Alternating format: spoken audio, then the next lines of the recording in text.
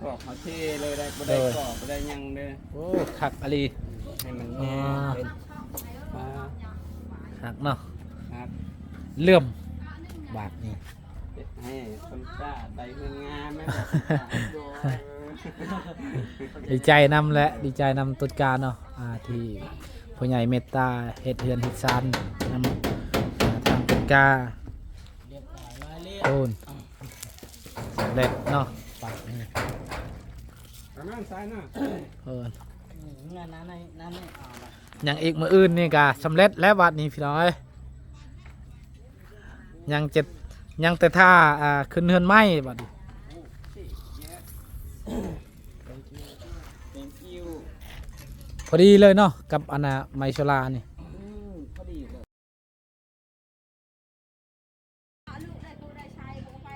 เอาบาทนี่เปิดคลิปเปิดภาพมากอะโอ้สำเร็จเป็นทีเรียบร้อยแล้วอ่ะ แล้วหนูปลาละลงที่เลยบ่อย แม่นยังแต่คันไดแหละคันไดกับยังแต่คันไดนี่แหละพี่น้องกายังมือหนึงเนาะ ยังมือหนึงนี่แหละพี่น้องอ่ะแม่นยังแต่มืออื่น ๆ เนาะ นั่นในเรื่องเนี้ยตะเนี่ยบ่มันยาปลาละกินเลย อ่ะก่อนอื่นกลับทักทายสบายดีเด้อสบายดีและสวัสดีพ่อแม่พี่น้อง FC เมิดสุขูสุขคนบ่ว่าอยู่ในและก็ต่างประเทศก็ยินดีต้อนรับเข้าสู่ช่องพอน้องใสคือเก่าวันนี้เฮาก็มาอัปเดตเฮือนซันร้านแป้นของน้องต้นกาคือเก่ามากับน้องไซเนาะนี่สบายดี ก่อนสิลงพระบางกะสิอัปเดตเฮือนซันร้านแป้นของต้นกาก่อนพูดพอเฒ่าเพิ่นก็กินหยังเด้เนาะสบายดีเด้อประตู สบายดี โดยโอ้กินส้ม เมี่ยง โดย กินส้ม โดย สบายดีโดยโอ้แล้ววันนี้เนาะตึงกา แล้ว โอ้ยยังอีก มื้ออื่นวันยังก็แบบว่าขึ้นทันใหม่นี่ กำลังเด้ ถามทางลุงเพิ่นก่อน โดย ทางลุง เออแนวโทษ ว่าสิขึ้นว่ามือใด โดย ทางน้องกับ บางเทื่อเฮากะเมื่อลงพระบางบางเทื่อก็บ่ได้ขึ้นเฮือนใหม่นำเพิ่นนี่แหละพี่น้องเอ้ยกะเบิ่งไปนี่แหละบางเทื่อคันทันกะกะสิยินดีนำคันว่าบ่ทันกะน้องไซนี่แหละสิไปซอยเวียกงานอะนะ โตดอก เฮาบางเทื่อเฮาก็คันว่าเฮามาเพิ่นขึ้นเพิ่นใหม่เฮาก็ยินดีนํเนาะ โดยมื้อนี้บอกไป มื้อนี้แหละจังได๋ซองอันนี้2 โมงยังเลย3 โมงจังได๋ก็สิไปแหละพารถอยู่โว้อันนี้ก็เรียบร้อยแล้วเพิ่นให้ เรียบร้อยโอ้ อ๋อ เมื่อคืนนี้ แต่คืนเลย แม่นเมื่อคืนนี้7 โมงยัง โอ้ ยังประสบกู สร้างลุยเลยกลางคืนเลยสร้างโดยสบายดีเด้อสร้าง สบายดี โดยโอ้จดจ้าดอีหลีสิเจ้าเฮ็ด อันนี้มีแต่ เรือกับบลายเรือกับประมาณอยู่แมนประมาณนั้นแหละก็ธรรมดา มันก็ต้องเรืออยู่แล้วหั่นนะบางเทื่อก็ เป๊ะ แมนบางเทื่อก็ยังตัวนี้เด้ยังตัวนี้นี่ตัวนี้ตัดเอาเฮ็ดตัดเฮ็ดเป็นครึ่งหนึ่งนี่แหละตัดเอาสำเร็จมื้ออื่นก็สำเร็จเนาะ เด้อ ทางว่าเพิ่นก็ยังบ่ได้เมื่อติเนาะมื้ออื่นเนาะ เนี่ย เด้อ เบาเพิ่งเมื่อกี้ทาง เนาะ ทางบ่าวก็มาเลย เด้อ ว่าสิเบิ่งว่าสิไปอัปเดตเฮือนชานของน้องกุดกาก่อนว่าฮอดไซแล้วเพิ่นเฮ็ดเนาะโอ้คิดว่าสิบ่แล้วตัวนี้ยังแล้วบ่นี้ยังแต่ใส่ลูกติ้งนี่แหละเนาะใส่ลูกติ้งนี่ออมตัวนั้นก็ยังประมาณมื้อหนึงนี่แหละแม่นยังแต่มื้ออื่นนี่เนาะ โบนึงติ งามบัดนี้งามเนาะประตู งามงาม อ๋อลึฮะ ถึงมาเฮ็ดไปอันจับตา ดีใจนำเด้อประตูเด้อ ได้มุกได้ใจเลย เอ เนี่ย อ ได้ เอา ได้ใจ ถ้าจะขึ้นเฮือนใหม่แล้วบัดนี้ โอ้ย โดย เฮากะพังเบิ่งนี่แหละคันว่าอันมาทันแต่เพิ่นกะสิมายินดีนำคันว่าบ่ทันแล้วก็มีแต่ให้น้องไส้เพิ่นมาซอยเวียกยินดีขึ้นเฮือนใหม่เอาสิเบิ่งก่อนโอ้อนามัยแล้วเนาะโดยโอ้คักนี่ นี่ประตูเอ้ยเด้เพิ่นก็ใส่แล้วเด้ประตู เจ้ายันเพิ่นบ่ใส่นี่เด้กันเรียบร้อยแล้วนี่ นี่เอาไปบาดนี่นี่ โดย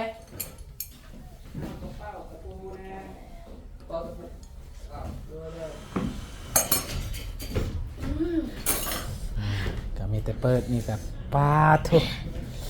โอ้ งามบ่ กว้างบาดนี่พูดใส่คิดชมแหละ เผ็ดมืดแล้วบาดนี้เนาะ โดย ละเอียดแล้วต้นกา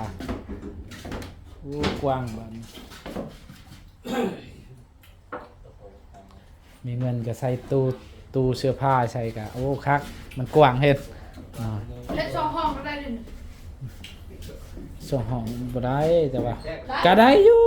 แต่ว่า สองห้องกันดิ แม่นก็ได้อยู่แต่ว่ามันแคบอันนี้ก็ได้แล้วมันกว้างงาม พอห้องค่อยได้ไงเนาะพอเนาะ กว่าเอ้ยว่ากว่าเพราะว่าเฮา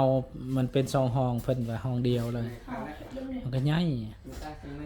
ป้าทุกคนอร่อยมากๆเขายังบ่ทันกิน เขายังบ่ทันกิน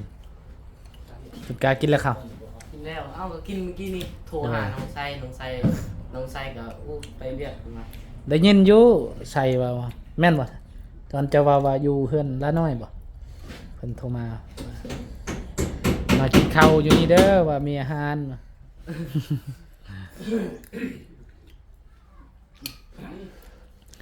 เบิ่งใส่กินชมโอ้ยน้ำลายเฮยแล้วนี่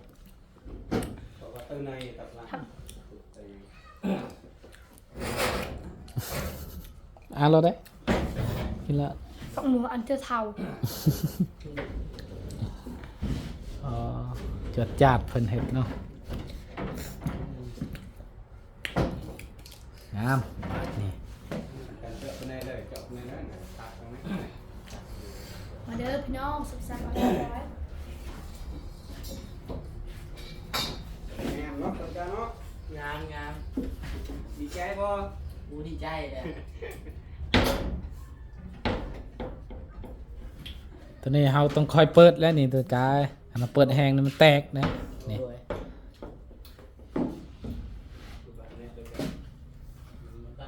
เปิดแห้งเห็นยังเปิดค่อยๆนี่แหละ ตัวนี้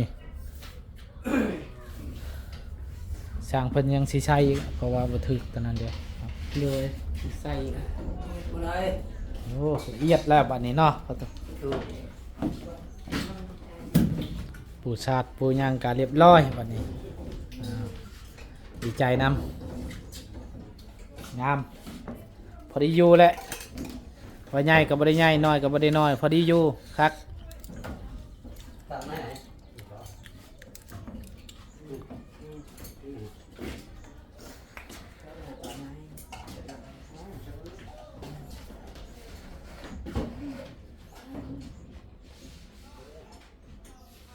ตัวนี้ก็จะเอาผ้าก็ได้ปลุกตัวนี้เห็นประตูเวลาจะนอนเห็นจะก็เอาผ้าตัวนี้ปลุกอยู่นี่มัดแมนผ้ากังเด้มัดตัวนี้ให้แล้ว ชื่ออยู่ชิโปนได้เนาะ โดยบ่เอิดอยู่ใช่ก็มีเอาผ้ากัง เอาไปว่าเขามีเงินที่ใส่ แม่น สั่งเอาก็มี โดยเจ้าก็นอนอยู่นอกแล้วก็ต้นกายนอนในห้องพักกว้างอยู่นอกก็กว้างอยู่ในห้องก็กว้าง แล้วบนละเฮาวัดเนาะ โดย ไหนเฮาเลย ถ้ามีเงินมื้อหน้ากะมื้อหน้ามื้อไหนคันว่ามีเงินกะสิเฮ็ดครัวอยู่พุ่นสบายเนาะ โดย แม่นก็อยู่ป่า อ่ะทางนั้นแหละเฮือนครัวเพราะว่ามันกว้างเด้ทางนั้น เขาช่วยเขา โดยพอดีลงไปนั่นกะถึกเฮือนครัวเลยหั่นนะเนาะแม่ตูเนาะว่าคันมีเงินมื้อหน้ากะเฮ็ดเฮือนครัวอยู่หั่นก็สำบายแฮน มีก็มีกับเจ้าแล้ว ก็ เจ้าบ่ให้มีก็บ่มีเอ้ย สวัสดีเด้อ สมัยดีล้างถ้วยก่อน เลย โอ้งามเนาะวันนี้เนาะ งามแล้ว โอ้ มือใดเด้ขึ้นเฮือนใหม่นี่ อยากถามเพิ่นพุ่นละถามเพิ่นผู้ซอยพุ่นละผู้อยาก ถามผู้ใหญ่เพิ่นบ่เจ้าของเฮือนนี่แหละเจ้าของเฮือนมือใดถึกมันถึกวันดี เพิ่นละจาก อ่า เพิ่นให้ขึ้นมื้อนั้นละ บ่แบบว่ามันกระตั้งเพิ่นก็บ่ได้ห้ามดอกตัวนี้เฮาขึ้นมือใดก็ได้ เพราะว่าถึกมือถึกวันถึกยามหั้นนะมันก็ บอกเพิ่นก่อน โดยนึงมาก็ถามเบิ่งทางทีมงานเพิ่นบ่เพิ่งนี่แหละใช่ไหมเพิ่นก็บางเทื่อครับเพิ่นว่าวันนี้อันน่ะขึ้นบันทึกแล้วก็เพิ่นก็สิมายินดีนำหั่นนะ เพิ่นซื้อพี่ชาย โอ้ยใหญ่บาดนี้เนาะ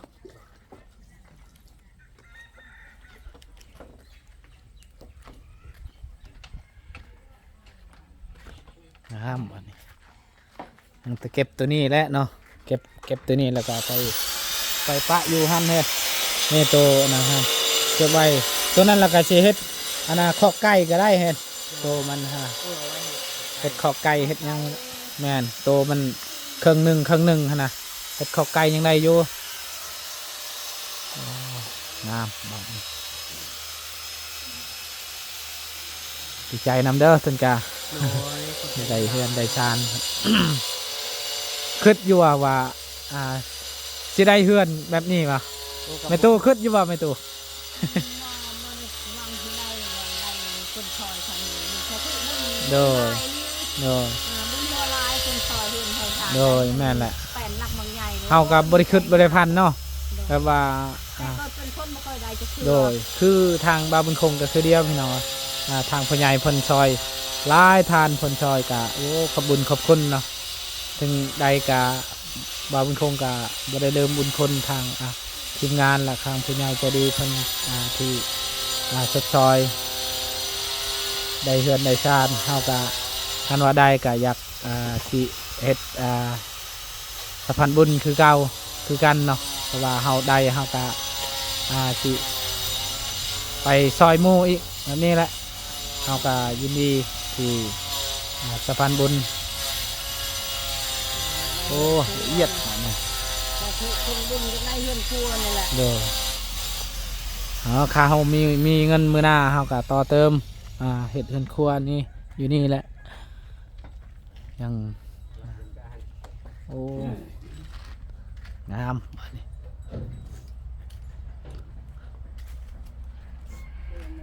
ชุดใจและงามเพื่อนนะคุณ โอ้นี่ก็ละเอียดบัดนี้ยังโอ้คันมี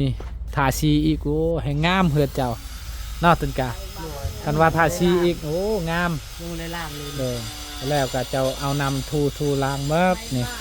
แล้วก็อนามัย เพื่อนเป็นตาเนี่ย แม่น ล่าง งาม คืนก่อน ยอมรับว่างามเฮือนต้นกาเพราะว่า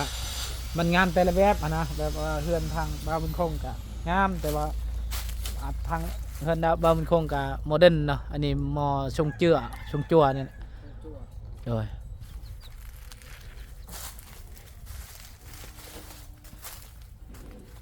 เอาว่าบ้านอยู่เป็นช่องรถพ่อเพื่อนนั้นต้นกานี่งาม เนาะ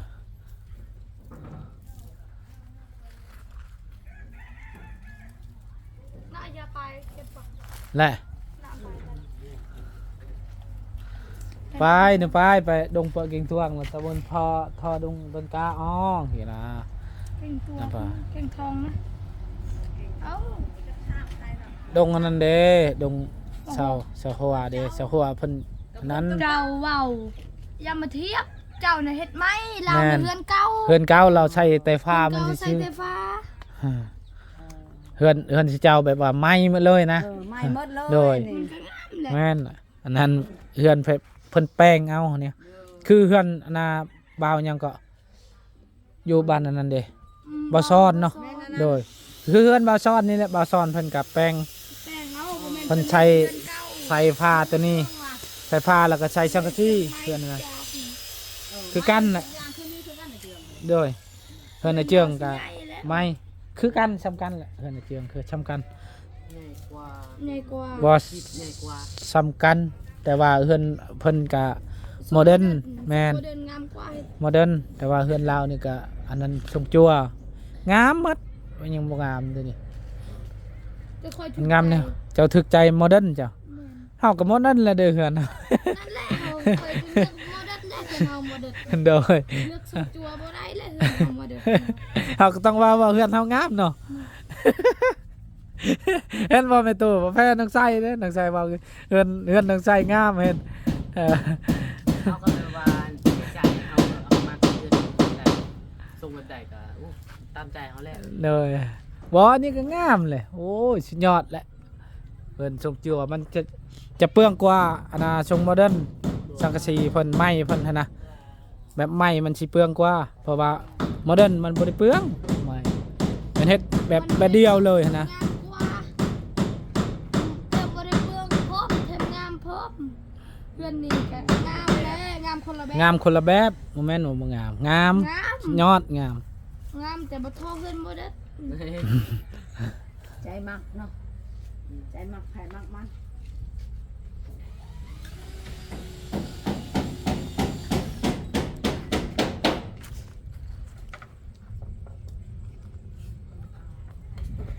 เบอร์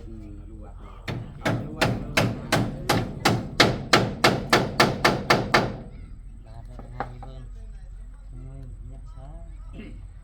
ปัดเลย